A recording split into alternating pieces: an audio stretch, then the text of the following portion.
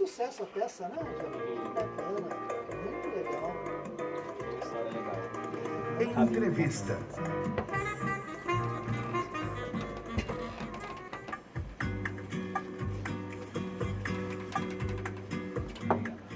A premiada peça do dramaturgo Johnny Salaberg, Buraquinhos ou Vento é Inimigo do Picumã, circula até o dia 18 de maio por toda a capital paulista.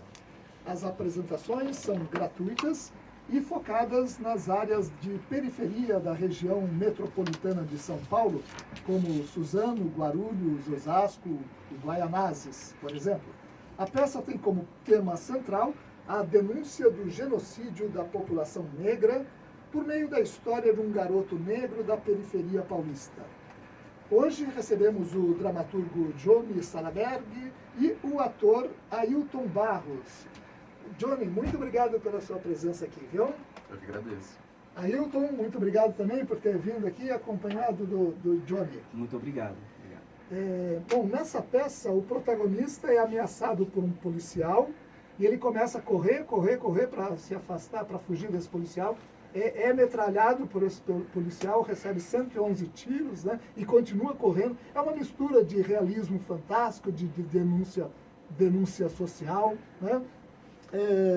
Tudo isso para denunciar a matança mesmo da população negra, não é, Johnny?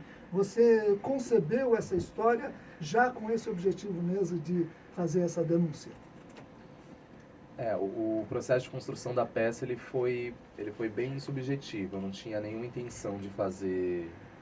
eu queria falar sobre o genocídio negro, mas eu não sabia como falar e não tinha nenhuma intenção proposital e teórica de falar através do realismo fantástico. Ele foi acontecendo de forma bem subjetiva mesmo, né? E aí quando eu entendi que esse era o caminho do texto, eu comecei a pesquisar de fato o que é realismo fantástico, como que eu poderia colocar uma camada teórica para isso, como que eu poderia colocar leveza, né? Para além do assunto denso, como é que eu poderia colocar de uma maneira que as pessoas recebessem o material, que as pessoas entendessem, para além da poesia e para além da denúncia, mas como que as coisas caminham juntas e as coisas chegam juntas, né? Você se referiu à leveza. A leveza é um conceito do escritor italiano Italo Calvino. Foi daí que você tirou isso. E explica o que é exatamente esse conceito do Italo Calvino.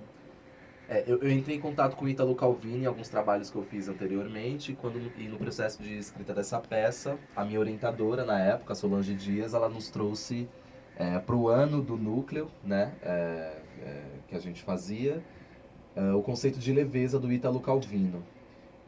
Esse conceito está dentro de um livro chamado 6 Propostas para o Próximo Milênio, e o primeiro capítulo se chama Leveza, e Ítalo diz que a leveza ela é uma possibilidade de resistência. Como que a gente pode falar de coisas pesadas de forma leve? Como que a leveza ela pode ser um instrumento e que ela se torne mais pesada do que o próprio peso, né? Como que ela pode perder essa característica de ingenuidade e ela pode ser um instrumento potente para várias outras coisas, seja para a denúncia, seja para uma receita de bolo, seja para um discurso de um presidente da República, né? Como é que a gente pode trabalhar com a leveza para que o nosso discurso chegue com mais empatia, né? Ailton é um dos atores da peça. Qual é a sua participação? Qual é o seu papel na peça, Ailton? Bom, o espetáculo conta a história desse menino que saiu de casa no primeiro dia do ano para comprar pão.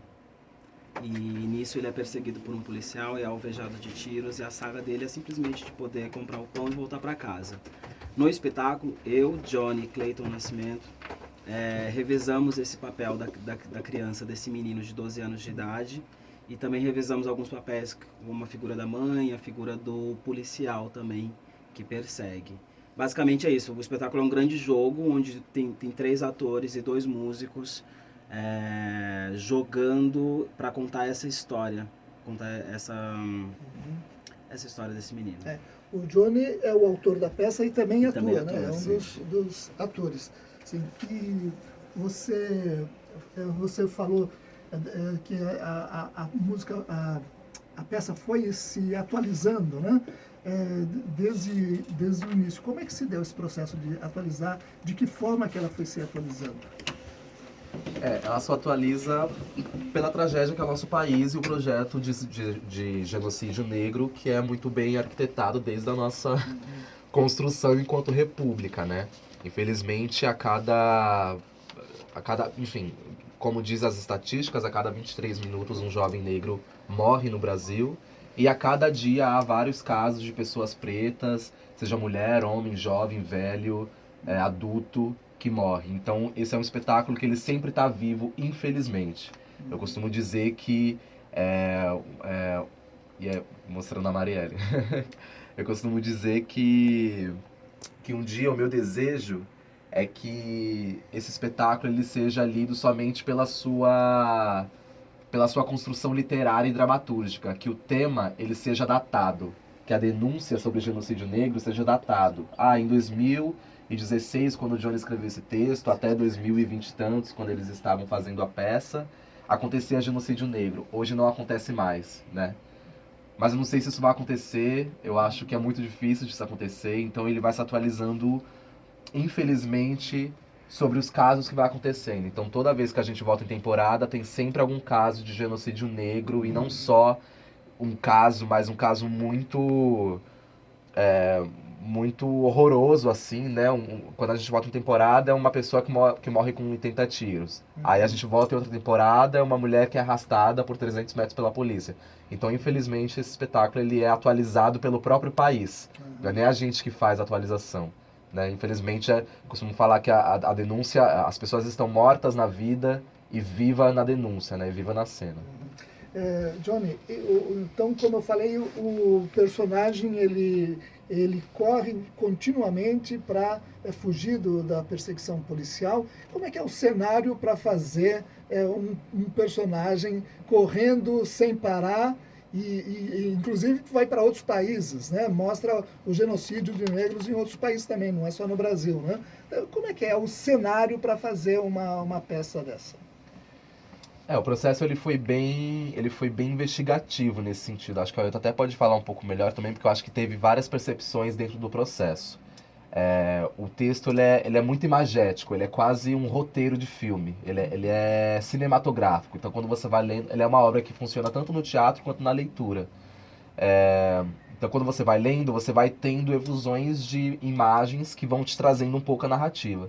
E aí pro teatro, a gente ficou pensando muito como que a gente colocaria tudo isso em cena, porque o menino, ele, enfim, pula os postes, pula as nuvens, já sai em outro país, entra dentro dos córregos. Então como que a gente poderia colocar isso dentro do teatro? Se a gente fizesse um filme, ia ser fácil, assim, né? Acho que ia ser bem complicado fazer.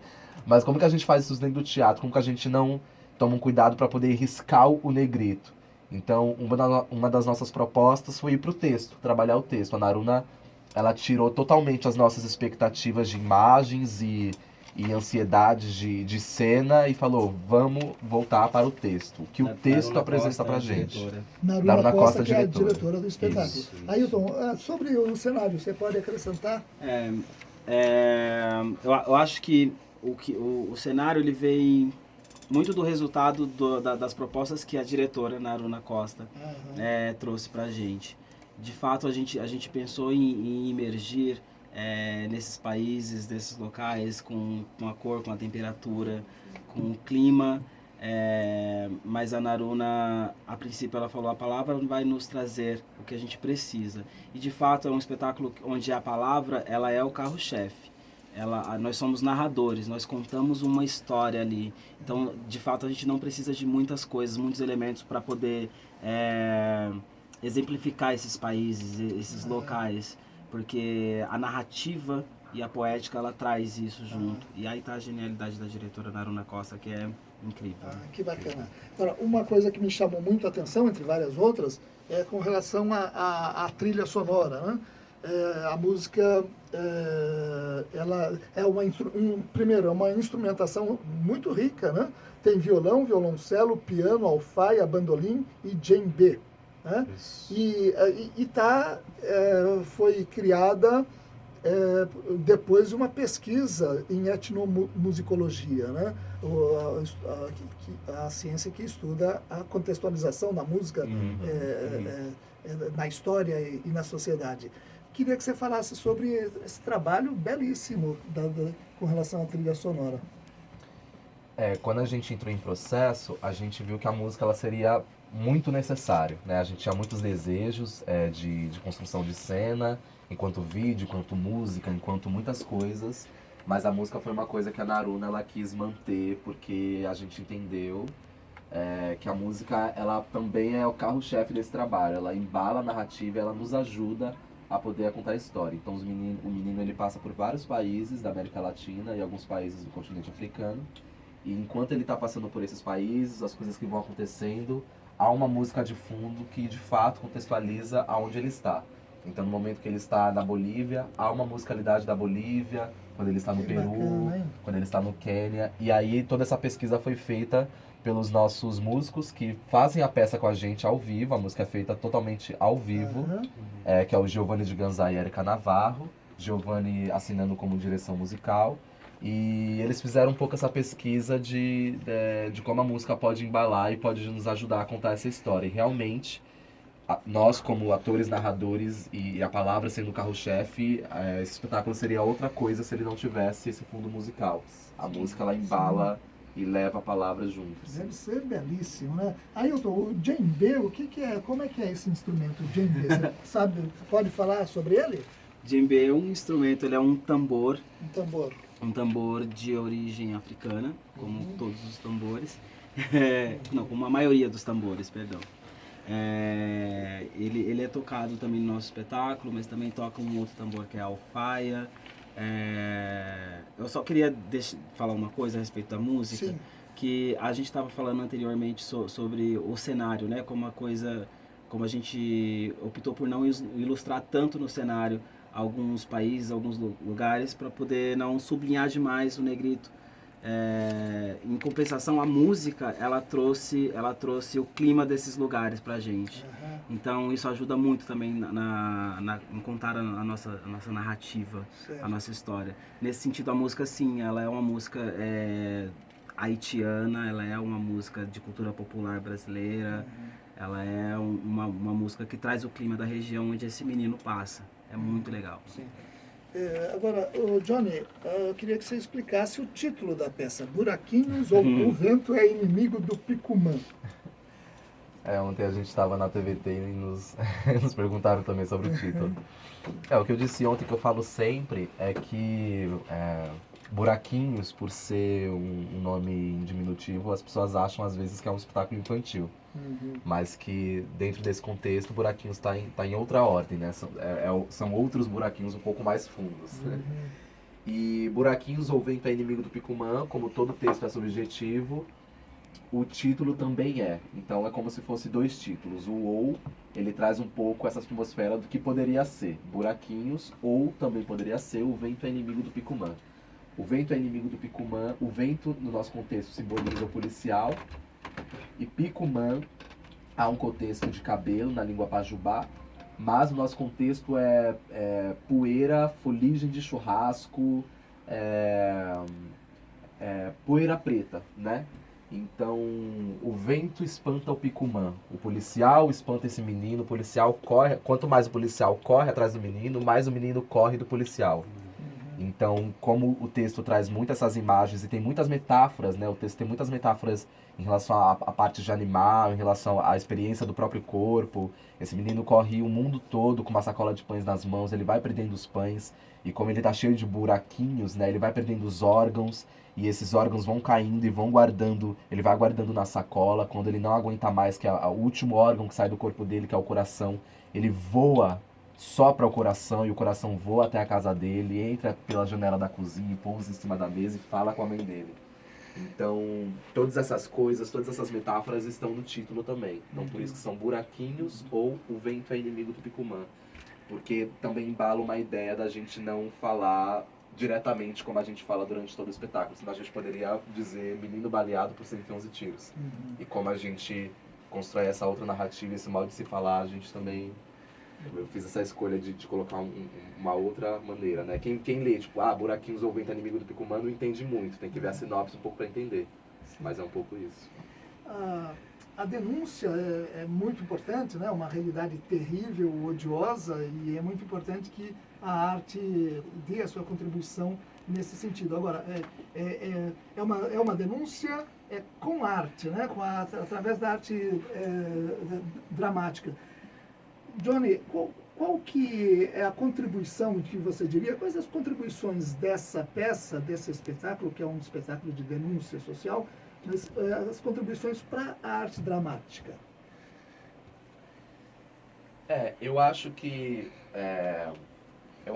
esse espetáculo especificamente é muito da formação dos artistas que fazem ele, né? Uhum. Temos artistas de diversos lugares. Temos artistas como eu e Ailton formados na Escola Livre de Teatro, temos artistas formados na Escola de Arte Dramática, outras escolas. Então são várias culturas que se juntam para poder fazer a obra e a gente acha que dentro desse processo deu um caldo bom. Uhum. Acho que por isso que a peça dá certo, assim. Uhum. Então, a gente tentou levar em cena o que a gente sempre fez enquanto formação, né? Uhum. Falei um pouco ontem também, eu acho que a gente nunca deve... Eu acho que o fazer arte pela arte já passou. Uhum. Acho que a gente não faz mais arte pela arte, ou esporte por esporte. Acho que quanto mais o país vai mostrando a cara do que ele é, e esse governo que está aí vai se solidificando cada vez mais, vai ganhando um poder, a gente precisa ter um filtro político. Não tem como a gente fazer qualquer coisa, sair de casa e vir aqui falar sobre isso sem que a gente pense sobre um filtro político, assim. Então não tem como a gente falar sobre teatro sem fazer um filtro político. O nosso filtro político é a nossa realidade, né? Sim. Enquanto jovens, negros, periféricos, bichas pretas, macumbeiras e que tá aí tentando sobreviver de arte. É isso que eu ia falar. Eu gosto sempre de falar do cabeçalho, né? Eu sou Ailton Barros, bicha, preta, periférico, macumbeiro, disléxico e artista. Só isso já constitui o meu corpo extremamente político na face da terra. Uhum. Então, tudo que eu fizer na arte, na minha vida, será político. Uhum. Será um ato de resistência, será um ato de sobrevivência, será um ato de pedido para que meu corpo não seja mais esburacado, como ainda é. A gente tem uma televisão aqui, né? E a gente viu Marielle Franco passando, né? Vai fazer 2 anos. Sábado agora. Sábado agora, fará 2 anos. E é o mesmo dia que a gente reestreia. Exato, exato. E respondendo mais uma vez aquela sua pergunta, né? O espetáculo se atualiza dessa forma. Sim. Vocês estão fazendo a reestreia, vocês já atuaram, já apresentaram essa peça várias vezes. E, Ailton, como é que você sentiu a reação do público a essa peça? Nossa, é muito, muito doido.